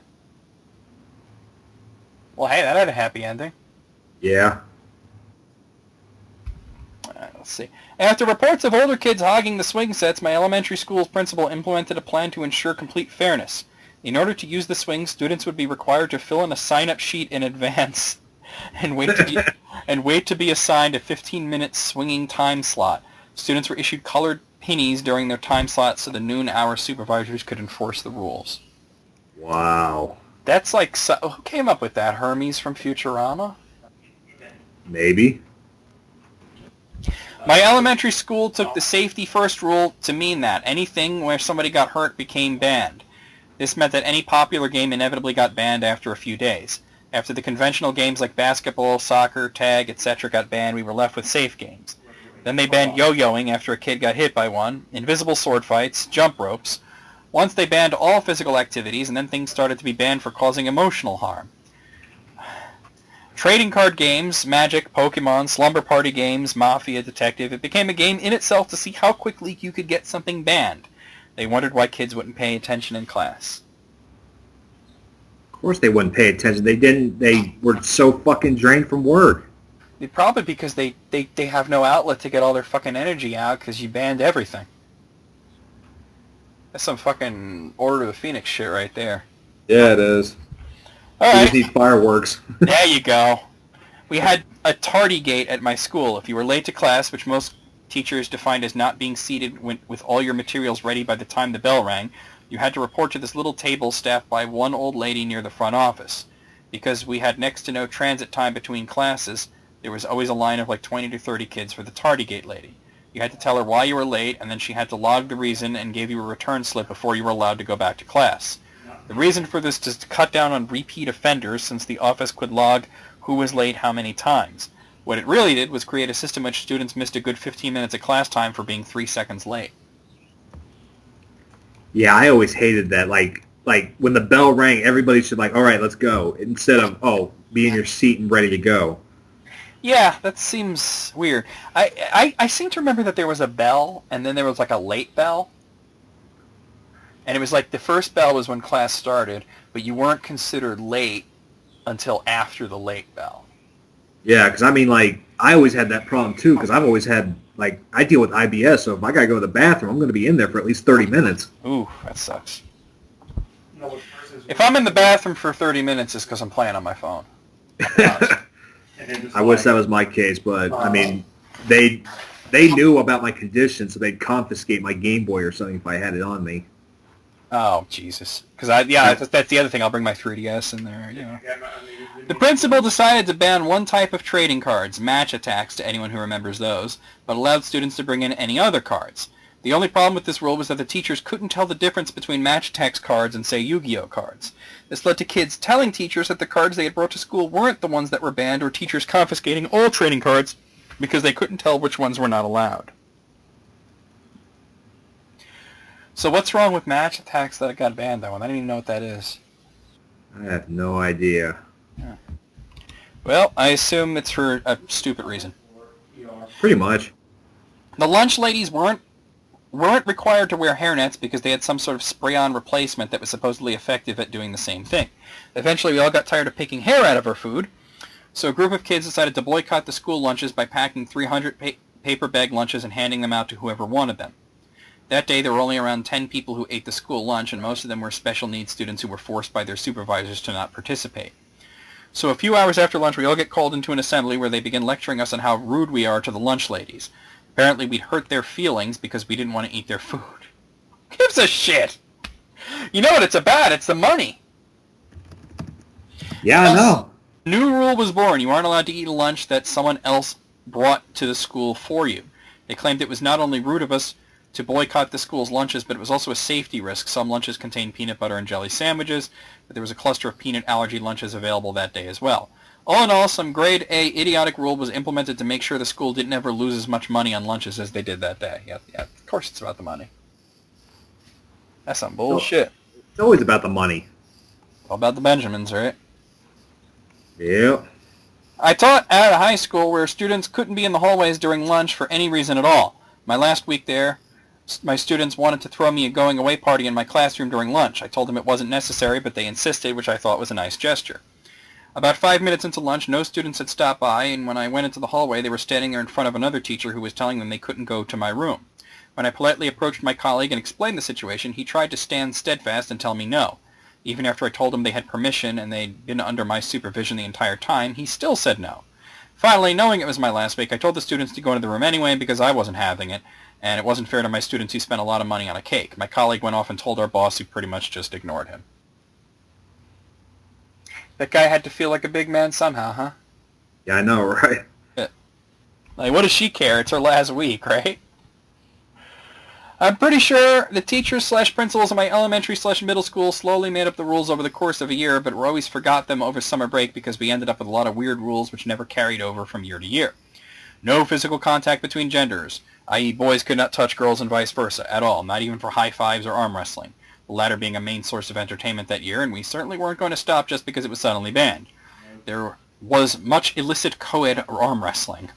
No Christmas trees. No Christmas trees, either actual trees or pictures of them.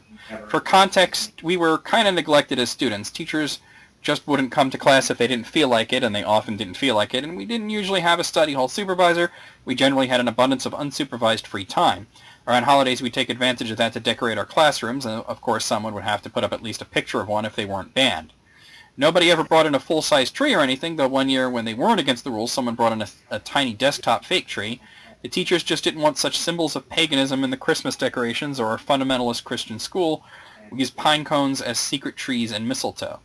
Similarly, none of the more secular Easter symbols, such as eggs or rabbits, were allowed. If it wasn't basically Jesus died on the cross or Jesus rose again, it detracted from the true meaning of Easter. I think we may have actually followed that rule, mostly because nobody cared enough to come up with some secret illicit egg nonsense. Nothing with Santa, because he's taken away from the true meaning of Christmas, and if you rearrange Santa, you can get Satan, which is clearly because Santa is satanic. There is no other possible explanation. Peace signs were also satanic, but the rule against anything including peace signs at least lasted for more than a year. My class followed that rule too because we were old enough to not care what year it actually was enforced, though I imagined for at least a few first graders it was their first motivation towards anti-authoritarian rebellion. That's crazy. No Christmas tree. No pictures of Christmas trees. You can't do anything. You're going to trigger somebody and they'll get all upset and they'll sue us. You can't trigger the Christians, I guess. They're most of the country. Yeah.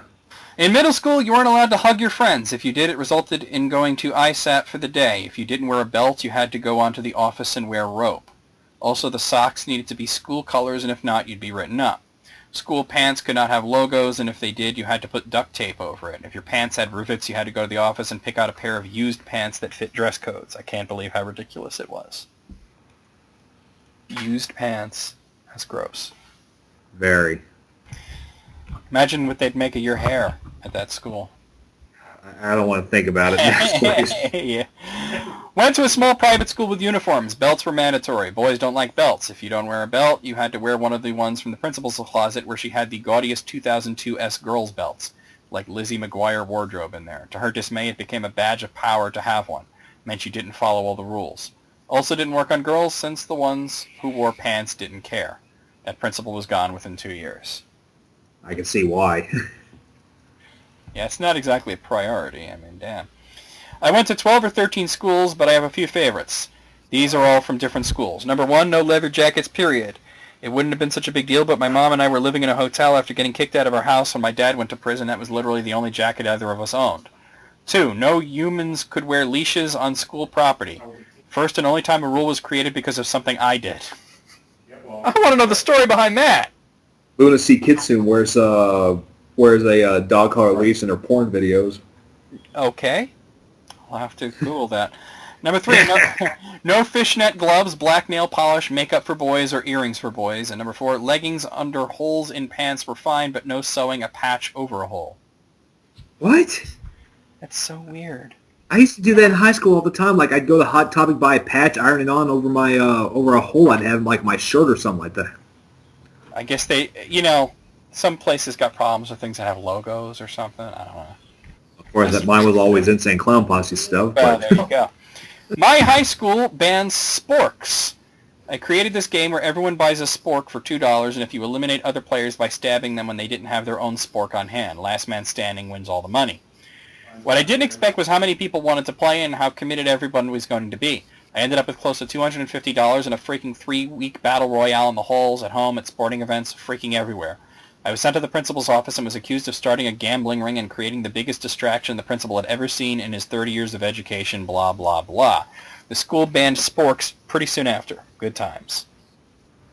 With that grin on your face. That's amazing. Yeah, it is. I like it. Not sure if this competes, but I lived in a very rich small town and went to the rich/fake as heck high school. No joke, couple of students had H3s. But poor students attended as well. In my sophomore year until graduation, students were not allowed to wear ripped clothes, especially jeans, since destroyed designer jeans were all the fashion rage. But students also couldn't mend their clothes with patches or, see, again with that, or sew jobs if they had a pair rip accidentally. My parents and I called nonsense on this and supported me if I got in trouble for wearing mended clothes. Like I said before, poor students also attended school there, and not everyone, sadly, has the funds to take their kid pant shopping if they experience normal wear and tear. If it's sewn or patched up, it should be good, but I'm sure some of that was the school board wanting to keep up appearances while also putting its cigarette out on poor students' faces. Yeah. Wow.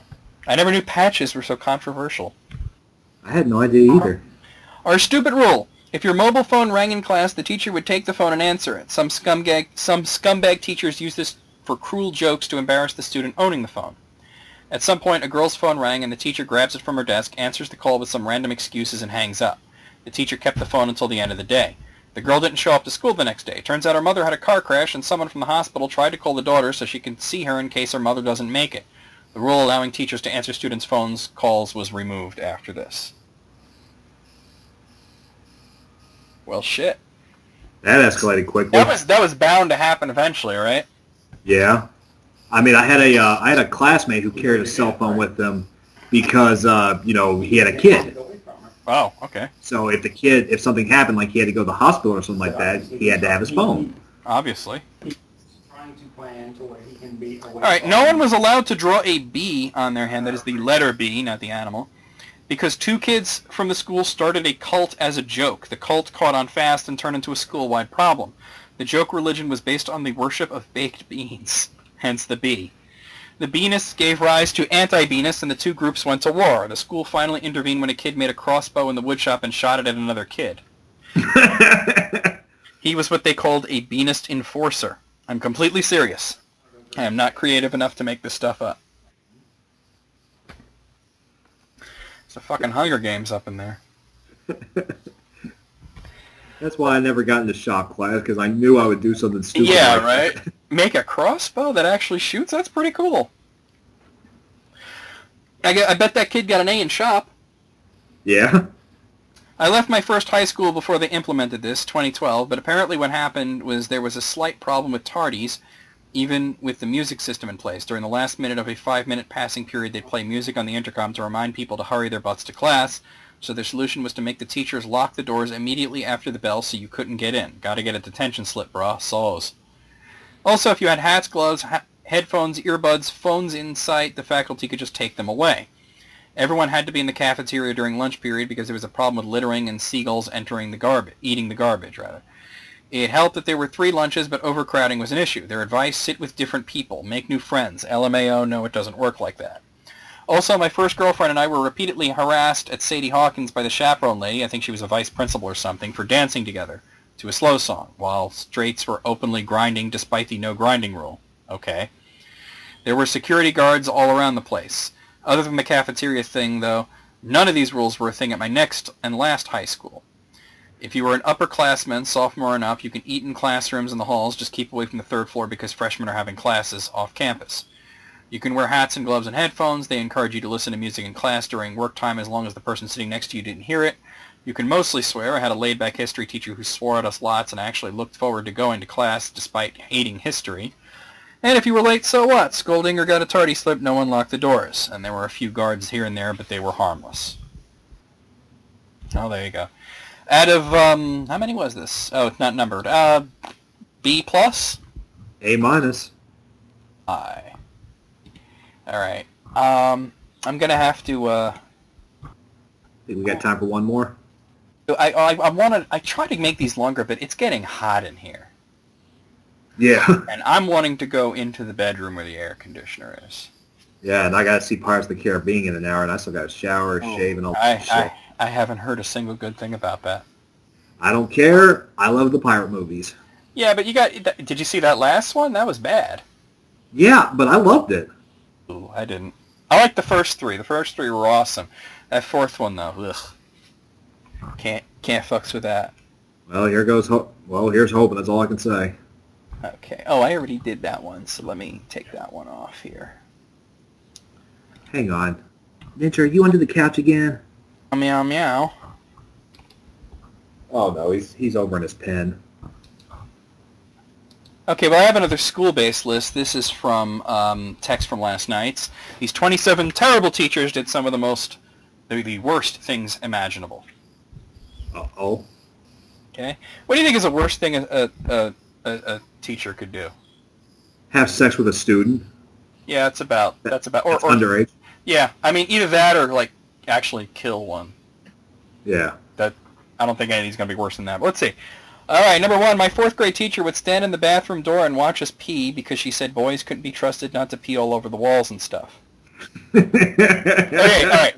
It's true. We can't be trusted not to pee all over the place, but you're still watching little boys pee, you creepy pervert. I mean, I'm not saying she's wrong. I'm just saying she's wrong. Number two, my 10th grade science teacher, a 60-year-old man who was never married and didn't have many friends, would hang out with students after school and go to student parties. He would even buy us alcohol, tobacco, and marijuana. He was fired for trying to date a 15-year-old student. Oh. And he was 60? Talk about a dirty old man, huh? Yep. Very dirty old man. Number three, my English teacher seemed like an ordinary guy to me in high school. Now that I'm an adult, I realize he was drunk in most lessons. I heard he was fired after a few years of my graduation.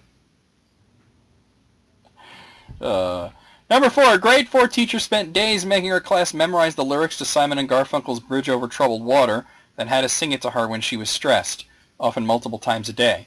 She was replaced a few weeks before the end of the school year. Years later, we learned she had a mental breakdown, which was the reason she was replaced. She never taught again. That sucks. Weird, man. Number five, when I was in elementary, my teacher wanted to show us a video about fire safety, but accidentally opened the wrong file. The whole grade of students cluelessly stared at one man and 3 girls in a hotel room for a few seconds before the teacher closed it. And I can imagine they weren't playing cards. Sound like a reverse gangbang about to happen, and that guy's one of the luckiest guys on the planet, even if he's getting paid for it. There you go.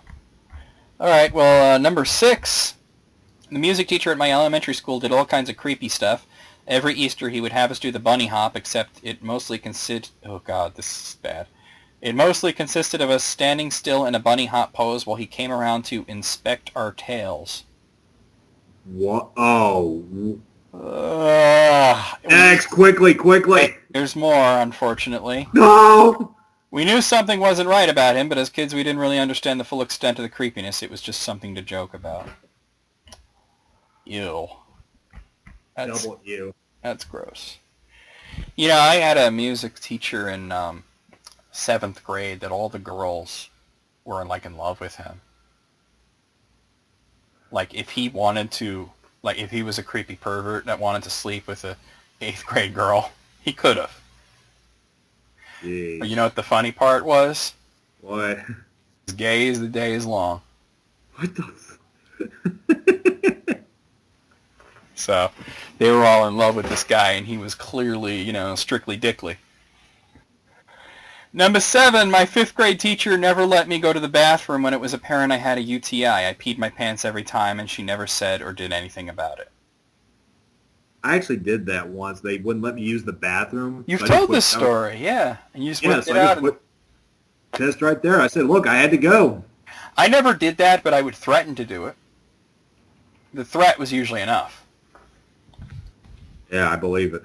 Number 8, in 5th grade, a boy next to my class pooped during the assembly. Everyone just pushed him and ran away. 1 year later, the guy tells me that he had diarrhea, and the teacher refused to let him go to the bathroom. She just kept saying no, and his classroom was very close to the toilet. Like, I really wish teachers would realize it. Like, yeah, you gotta go, you gotta go. Number 9, in 9th grade, my Spanish teacher had us pick names. She said I looked like Antonio Banderas, so I chose Antonio. Whenever we would take quizzes, she'd walk to the aisles, always stopping at me, resting her hip on my shoulder. Then on a Monday, she had a black eye. Before class, she and I were having a discussion about homework. A fellow student comes in and says, "What happened to your eye?" The teacher looks at me and replies, "Antonio and I got into a quarrel over the weekend and he hit me." Dick! I get that she's joking, but that's not cool. That's not funny, you know? No, that's just a dick thing to do. Yeah, someone will take that seriously, you know? Very seriously. Hell, I'm freaking out hearing about it. It's like, what? She was clearly hitting on this kid, too. Number 10, when I was in elementary school, our PE teacher had a policy that he didn't share with us. Apparently, it was his rule that girls couldn't wear skirts when we were in the gym. If you were wearing a skirt, he would hoist it up to make sure we were wearing shorts underneath. Most girls were not wearing shorts underneath, and he knew it. He did this to the girls, myself included, from kindergarten all the way up to 4th grade. Pedo.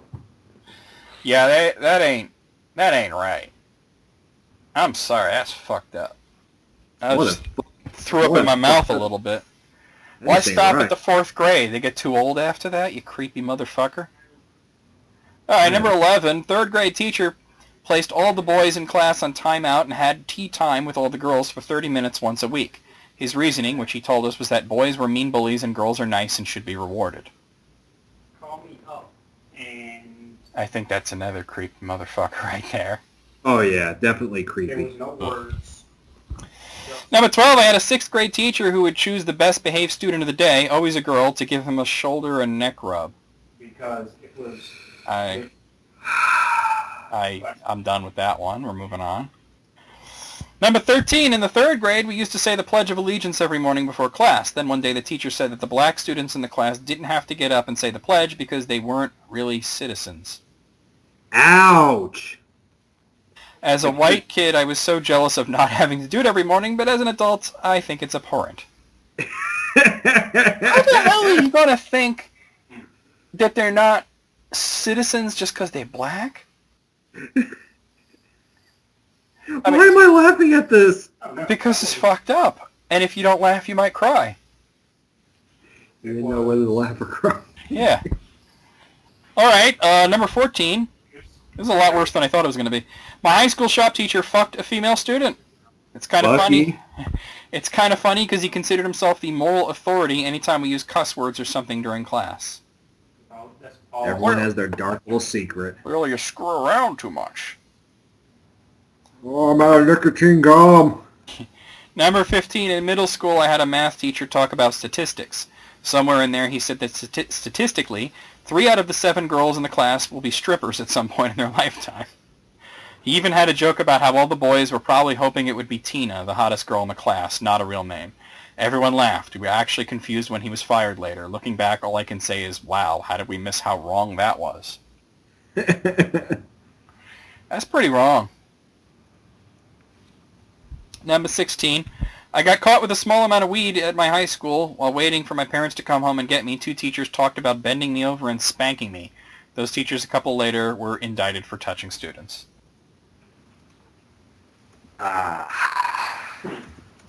Yikes.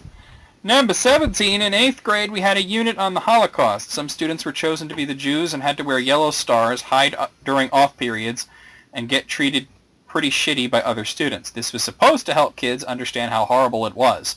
Didn't realize until years later how fucked up it was once I really thought about it. Damn, who was your teacher, Mr. Garrison? Or Mr. Cartmenez? Cartmenez. How do I reach these kids? All right, number 18. My 1st grade teacher picked on a girl who couldn't read well. Called her dumb and stuff. The girl was already unpopular, and I feel terrible looking back on it. At the time, though, we were all just so young, and it was like, well, she's an adult. I guess she can do whatever. Yep. Number 19. 9th grade gym teacher told me it's okay if you sit out of running the mile. It must be hard to run with those melons. I grew up with his daughter, too, so it was extra weird.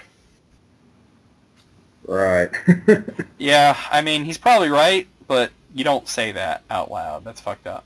Not like that, at least. No. I already have it. Number 20, my 7th grade shop teacher had a bottle of Pepsi that, depending on how late in the day shop class was, would get significantly less Pepsi colored. Ew. What was that? I just said ew. Why are you saying ew? I don't think you get it, dude. I don't think I do either. I don't think I want to get it. Obviously, the less Pepsi colored it is, the more alcohol is in it. Oh. Yeah, well, you were probably thinking of something gross, but it was obviously later in the day. Got to get that fifth of vodka in there. My phone's blowing up. Who the hell knows why? Wasn't me. Not this time, at least. My internet's working It's good. just some Facebook stuff. All right, well, number 21, I had a psychology teacher say that men didn't get eating disorders and that men and women can't be platonic friends. Okay, did this guy also wear a fedora every day? I don't know. Probably. Number 22. I had a second grade teacher who used to give students birthday spankings over her knee and one spank for each year, so luckily we're only talking 6 or 7 spanks. After the final spank, you'd get a pinch to help you grow. Never got them myself, but saw it many times. At the time, didn't think much of it. Hell, kids thought it was fun. You can bet that wouldn't fly these days. Yeah. That's creepy. God. Number 23, fourth grade teacher pulled a chair out from under a mentally disabled student. She also told us a lot of really personal stuff about her marriage. I told my mom, and she had me taken out of the class. The teacher protested, so we had a meeting with the principal, wherein I told her all the things I knew about my teacher's marriage. I got out of the class. And the teacher probably got out of the class as well. Yeah, probably. Number 24, had my hand slapped with a ruler because I was channeling the devil while I drew, apparently. Thought I was a sinner, so I learned how to write with my right hand. Thinking back on it, super fucked up. Yep. Number 25, my fourth grade teacher read us a story about a teacher murdering their students with poison chalk, which she wrote. What? So she wrote a story about a teacher who poisoned the kids and then read it to them. That's messed up. That is pretty messed up. Number 26, in fourth grade, my teacher was an older man. Anytime a girl wore pigtails, he'd hold them and say, handlebars. As a kid, ha-ha, like a bicycle. As an adult, less so. Just say I've, I kind of want to throw up. Well, last one, number 27. We had a teacher make us smell bleach to learn the difference between acids and bases. I got the question correct, but my brain cells paid the price.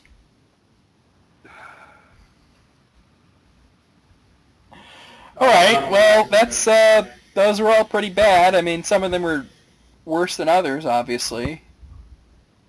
That handlebars one, that's got me all fucked up. That ain't right. Out of 27, what say you? They were all fucked in the head. Perfect 27. I'm going to agree with you on this because that was some fuck shit right there. It was some shit, it was some fuck, and it was some fuck shit.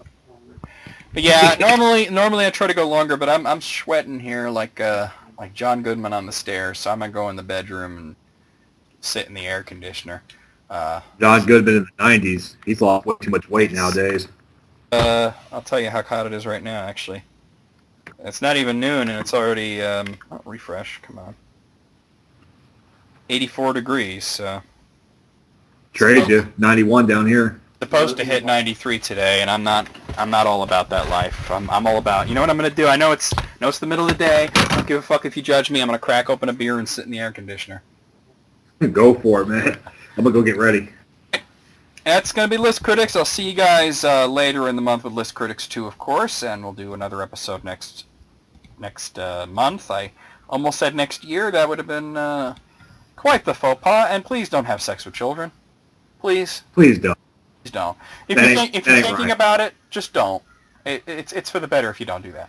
All right, see you guys. If you're 14 years old and you want it, just jerk off. There's plenty of porn out there.